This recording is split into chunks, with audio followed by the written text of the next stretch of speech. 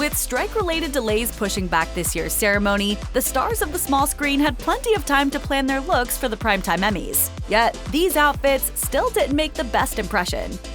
Is it a bird? Is it a plane? No, it's Emma Brooks McCallister, and she's a woman after our own hearts. The TikTok celeb, model, and influencer didn't bother with all the hassle of a grueling gym routine like other stars do to squeeze into their red carpet gowns. Instead, McCallister went with the fake-it-till-you-make-it option, just spraying and embroidering abs on a leotard instead. The budding entrepreneur finished the look by wrapping an old see-through sheet around her waist. Practical and thrifty. It's always good to upcycle old knickknacks. Just ask Samantha Hanratty, who seems to have grabbed the dress off an old lacy doll covering her grandma's spare stack of toilet paper for her Emmys getup. The Yellow Jackets actor didn't just rely on her own crafting skills, though. Shockingly, Dolce & Gabbana also had a hand in the fashion travesty. I'm screwed. The Spanish fashion house Loewe is renowned for its cutting-edge designs. Sadly, though, it seems they ran out of time when working on Aubrey Plaza's gown and delivered it only half done. The Louis Vuitton subsidiary finished the bottom half of the White Lotus star's full-length acid yellow satin dress, but didn't even manage to cut the pattern for the top half. Instead, they just folded the fabric over into a square and stuck a giant pin through it to hold it in place.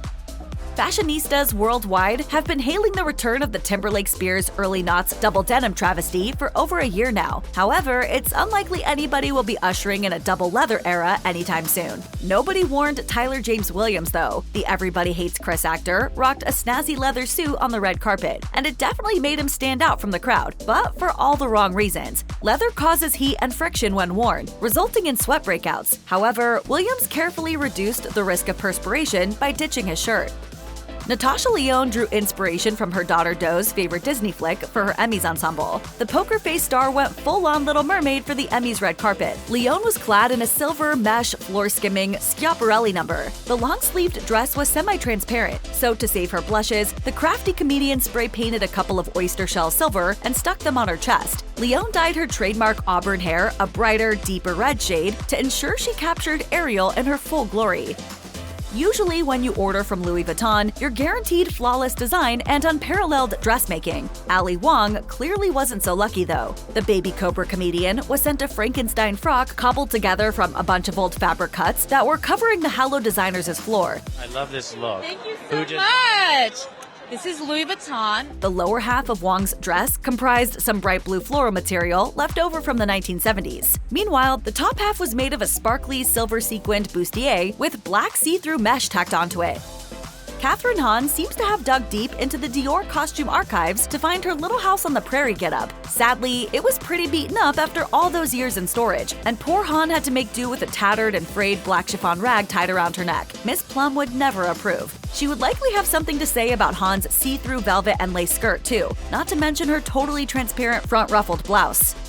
It looked like Lisa Ann Walter couldn't make her mind up between 3 outfits that she liked. So she bought them all, chopped them up, and cobbled all the bits into one monstrosity. The top section was black satin. The middle section looked like it was butchered from a wetsuit. The bottom was part of an orange parachute splayed into a fishtail. The stitching that put it all together definitely left something to be desired. Quinta Brunson's fuchsia-colored Dior scoop neck dress was utterly adorable with its belted, cinched waist and mid-calf length full skirt. I don't know, I like to go old school glam sometimes. Sadly though, her iron apparently broke before she headed out, and she was forced to wear a crumpled mess. It also seemed like she grabbed the first pair of shoes she could find on her way out of the door. Unfortunately, they were a pair of old tan heels that didn't match her vibrant frock. Reece Feldman made quite a statement in his Emmys getup. Hollywood's Mr. TikTok went for a Vampire Diaries ensemble. His sharp black tux was impeccable, but the pale bare chest underneath, not so much. It's also a pass on the flimsy, full-length chiffon scarf Feldman had wrapped backward around his neck.